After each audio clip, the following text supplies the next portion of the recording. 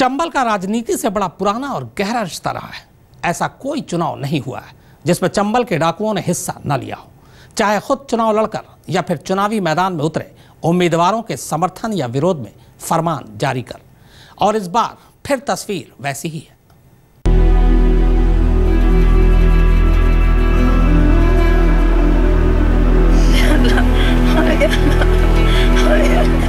ये है बुंदेलखंड इलाके के बांदा जिले का नवगांवा गांव। पूरा मुल्क बेशक लोकतंत्र के सबसे बड़े त्योहार यानी चुनाव के शोर से सराबोर हो, लेकिन पूरे देश से अलग यहाँ दिन के उजाले में भी सन्नाटा पसरा हुआ है। गांव में ना तो बुजुर्गों की चौपाल लगती है और ना ही खुलेआम बच्चे खेलते हैं, क्योंकि चुनाव के इस दौर में इलाका दहशत के साए में जीने के लिए मजबूर है। जैसे जैसे चुनाव की तारीख नजदीक आ रही है, यहाँ के लोगों की जिंदगी नर्क होती जा रही है। हाँ, हमको 2 बार फोन आया है और हमसे मदद और वो कहा गया है, तो हमने ना ही कर दिया था। इसलिए जो है हमको भी वो निशाने में ले सकता है। लाला राम नवगांवा गांव के प्रधान है। 20 बीघा जमीन से 40 लोगों का परिवार पालने की जिम्मेदारी है इन पर, लेकिन आलम यह है कि हर आने वाली आहट इनके साथ साथ पूरे परिवार को पूरी तरह से डरा देती है। सब फसल खड़े है, खेत खलिहान सब पारो है, डर के मारे नहीं जा सकते हैं।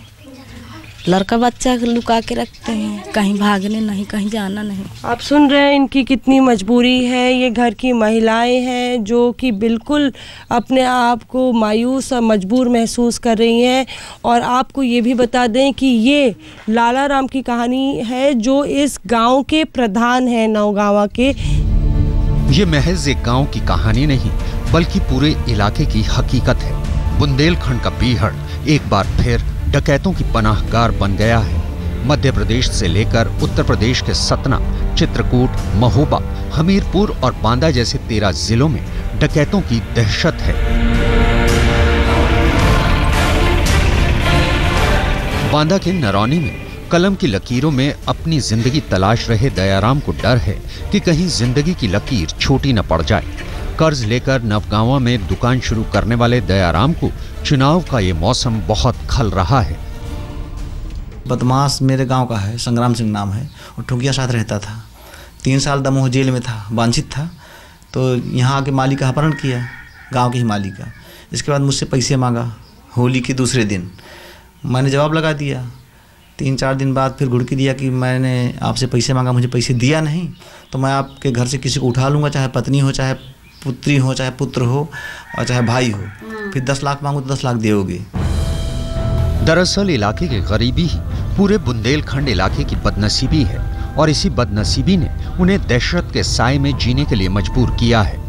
पानी की एक एक बूंद के लिए तरसने वाले बुंदेलखंड के अन्नदाता की यूं तो हर फरियाद इंद्र देवता के नाम पर होती है, पर चुनावी मौसम में गांव-गांव में लगे ऐसे बैनर हर किसी के चेहरे पर चिंता की लकीरें खींच देते हैं।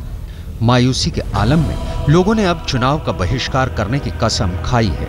यहाँ तक कि कुछ लोगों ने तो सामूहिक आत्मदाह तक करने का इरादा जाहिर किया है।